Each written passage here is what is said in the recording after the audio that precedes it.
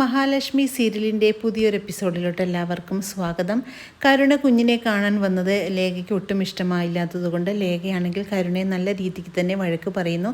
അത് കേൾക്കുന്ന മഹി പറയുന്നുണ്ട്, ഇനി മതി ലേഖ അവളെ വഴക്ക് പറഞ്ഞത്, അവൾ പൊക്കോട്ടെ എന്ന് പറയുന്നു. ഞങ്ങളാരും വിളിച്ചിട്ടില്ലല്ലോ അവൾ ഇങ്ങോട്ട് വന്നത്, അവൾ ഇനി മേലാൽ ഇങ്ങോട്ട് വരുന്നത് എനിക്കിഷ്ടമില്ല എന്ന് ലേഖ തുറന്നു പറയുന്നു. അതേസമയം മഹിയോട് യാത്ര പറഞ്ഞുകൊണ്ട് തന്നെ കരുണ അവിടെ നിന്ന് പോകുന്നു. അപ്പോഴേക്കും അങ്ങോട്ടേക്ക് കണ്ണൻ വരുന്നുണ്ട്. അങ്ങനെ കണ്ണനെ കാണുന്നതും കരുണ വല്ലാതെയാകുന്നുണ്ടെങ്കിലും കണ്ണനാണെങ്കിൽ കരുണയെ കാണുന്നതും നീ എന്താണ് ഇവിടെ എന്ന് ചോദിക്കുന്നു. അതേസമയം കുഞ്ഞിനെ കാണാനായിട്ട് വന്നതാണെന്നെല്ലാം പറയുന്നുണ്ട് അനന്തു. പിന്നെ കണ്ണൻ കൊണ്ടുവന്നിട്ടുള്ള ജാനമ്മയെ കാണുന്നതും മഹിയും ലേഖയുമാണെങ്കിൽ ആകെ അന്തിച്ച് തന്നെ നിൽക്കുകയാണ്. അതേസമയം കണ്ണൻ ചോദിക്കുന്നുണ്ട്, നീ കുഞ്ഞിനെ കണ്ടിട്ട് എന്തെങ്കിലും ചെയ്യാനാണോടി ഇങ്ങോട്ട് വന്നതെന്നെല്ലാം ചോദിക്കുമ്പോൾ കരുണയാണെങ്കിൽ ഒന്നും മിണ്ടാതെ തന്നെ നിൽക്കുന്നു. പിന്നീട് കണ്ണൻ ജാനമ്മയെ പരിചയപ്പെടുത്തുകയാണ്. കുഞ്ഞിനെ രാവിലെ കുളിപ്പിക്കാനും നോക്കാനുമൊക്കെ ആയിട്ട് രാവിലെ വന്നിട്ട് വൈകുന്നേരം പൊക്കോളും എന്നെല്ലാം പറയുന്നത് കേട്ട് മഹിക്ക് വളരെ സന്തോഷമാകുന്നുണ്ട്. പക്ഷേ ലേഖയ്ക്ക് ഇതൊന്നും കേട്ടിട്ട് വലിയ സന്തോഷമൊന്നും കാണുന്നില്ല. അങ്ങനെ ലേഖയാണെങ്കിൽ ആകെ ദേഷ്യപ്പെട്ടുകൊണ്ട് തന്നെ നിൽക്കുകയാണ്.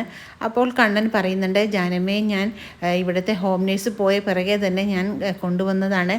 നമ്മുടെ അക്കൗണ്ടൻറ്റിൻ്റെ മകളെ നോക്കിയിരുന്നത് ജാനമ്മയാണെന്നെല്ലാം പറയുന്നത് കേട്ട് വളരെ സന്തോഷമാകുന്നുണ്ട് അനന്തുവിന്. അങ്ങനെ കുഞ്ഞിനെ കാണിക്കാനായിട്ട് മഹിയാണെങ്കിൽ ജാനമ്മയെ അകത്തോട്ട് കൊണ്ടുപോകുന്നു. ഇതൊന്നും വളരെ ഇഷ്ടത്തോടെ അല്ലാതെ നോക്കിക്കൊണ്ട് നിൽക്കുകയാണ്.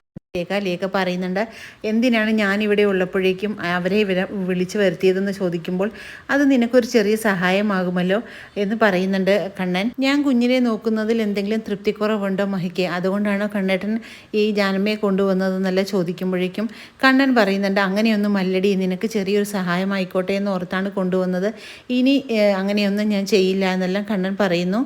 കുഞ്ഞിൻ്റെ കാര്യങ്ങളെല്ലാം അവൾക്ക് തന്നെ നോക്കണം, അതുകൊണ്ടാണ് അവൾക്ക് ഇത്ര ദേഷ്യം എന്നെല്ലാം അനന്തു കണ്ണനോട് പറയുന്നു. ഇത് കേൾക്കുമ്പോൾ വളരെ സന്തോഷിച്ചുകൊണ്ട് നിൽക്കുകയാണ് കണ്ണൻ. പിന്നീട് ആ ഗുണ്ടകളെ കാണാനായിട്ട് വരികയാണ് പ്രതാപൻ. അങ്ങനെ പ്രതാപൻ പറയുന്നുണ്ട്, ഇനി അന്തരീക്ഷത്തിൽ നിന്നുള്ള പൊടികളൊന്നും വേണ്ട, ആ കുഞ്ഞിനെ കൊല്ലാനായിട്ട് വേറെ എന്തെങ്കിലും മാർഗം നോക്കണമെന്ന് പറയുമ്പോൾ ഇത് കേൾക്കുന്ന അയാൾ പറയുന്നുണ്ട്, ഞാനിനി എന്താണ് ചെയ്യേണ്ടതെന്ന് ചോദിക്കുകയാണ്. അതേസമയം കാര്യങ്ങളെല്ലാം തന്നെ പറഞ്ഞു കൊടുക്കുകയാണ് പ്രതാപൻ. എന്നിട്ട് എന്നെ എങ്ങനെയെങ്കിലും സഹായിക്കണമെന്നെല്ലാം പറയുന്നു. അതും പ്രകാരം അയാളാണെങ്കിൽ അതിനു വേണ്ടി സമ്മതിക്കുകയാണ്. കാശ് കിട്ടുന്ന കാര്യമല്ലേ ചേട്ടാ, അതുകൊണ്ട് അങ്ങോട്ട് സമ്മതിക്കുന്നെല്ലാം മറ്റേ ഗുണ്ട പറഞ്ഞു കൊടുക്കുന്നു. പിന്നീട് അയാളാണെങ്കിൽ വേഷം മാറി വീണ്ടും ലേഖയുടെയും അനന്തുവിൻ്റെയും വീട്ടിലെത്തുകയാണ്. അങ്ങനെ കോളിംഗ് ബെൽ അടിച്ച ലേഖ വാതിൽ തുറക്കുന്നതും ആ സ്വാമിയെ വീണ്ടും ലേഖ കാണുകയാണ്. അങ്ങനെ ലേഖയ്ക്കാണെങ്കിൽ വളരെ സന്തോഷമാകുന്നുണ്ട് അയാളെ കാണുന്നതും. അങ്ങനെ അയാളെ വലിയ ആനയിച്ചുകൊണ്ട് തന്നെ ലേഖ അകത്തോട്ട് വിളിക്കുകയാണ്. എന്നിട്ട് പറയുന്നുണ്ട്, കുഞ്ഞിനെ കാണാനായിട്ടാണ് ഞാൻ വന്നത്, എൻ്റെ അടുത്ത് കുഞ്ഞിനെ ഒന്ന് കാണിക്കുമെന്ന് പറയുന്നു.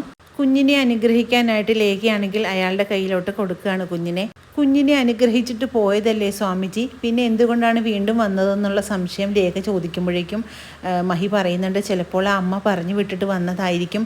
ഇതുപോലെ ഒരു സ്വാമി അന്ന് വന്നതുകൊണ്ടാണ് അന്ന് ഞങ്ങൾ ആ പായസം കുടിക്കുന്നതിൽ നിന്ന് രക്ഷപ്പെട്ടത്, അതുകൊണ്ട് ആ സ്വാമിയെ വിട്ടിരിക്കുന്നത് അമ്മ തന്നെയായിരിക്കുമെന്നെല്ലാം മഹി പറയുന്നുണ്ട്.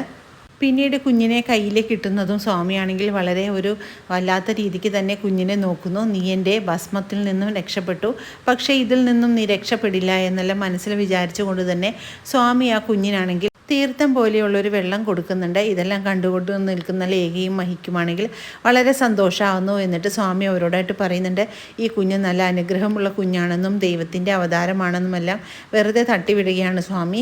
ഇത്തവണയെങ്കിലും താൻ വിചാരിച്ചിട്ടുള്ള കാര്യങ്ങൾ നടക്കുമെന്നുള്ള പ്രതീക്ഷയിൽ തന്നെയാണ് പ്രതാപൻ. അങ്ങനെ അവരുടെ ഒരു ഫോൺ കോളിനായി കാത്തിരിക്കുകയാണ് പ്രതാപൻ.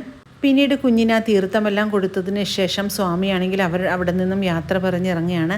അങ്ങനെ ഗേറ്റിൻ്റെ അടുത്ത് നിന്ന് വന്നു കഴിഞ്ഞ് സ്വാമിയാണെങ്കിൽ തിരിഞ്ഞു നോക്കുന്നുണ്ട്, കുഞ്ഞിന് എന്തെങ്കിലും സംഭവിക്കുന്നുണ്ടോ, അവിടെ നിന്ന് എന്തെങ്കിലും സംസാരങ്ങൾ ഉണ്ടാകുന്നുണ്ടോ എന്നൊക്കെ ഓർത്ത് സ്വാമി അങ്ങനെ നോക്കിക്കൊണ്ട് നിൽക്കുകയാണ്. അങ്ങനെ വളരെ സന്തോഷത്തോടു കൂടി തന്നെ സ്വാമി തിരിച്ചു പോകുന്ന സമയത്ത് ഒരു കുഞ്ഞിൻ്റെ കരച്ചിൽ വല്ലാതെ സ്വാമിയെ ഭയപ്പെടുത്തുന്നു. അങ്ങനെ വളരെ ത്രില്ലിംഗ് ആയിട്ടുള്ള എപ്പിസോഡുകളാണ് ഇനി വരാനിരിക്കുന്നത്. ഈ റിവ്യൂ ഇഷ്ടമാകുകയാണെങ്കിൽ ലൈക്കും ഷെയറും സബ്സ്ക്രൈബും ചെയ്ത് സപ്പോർട്ട് ചെയ്യണേ. പുതിയൊരു എപ്പിസോഡിനായിട്ട് നമുക്ക് കാത്തിരിക്കാം.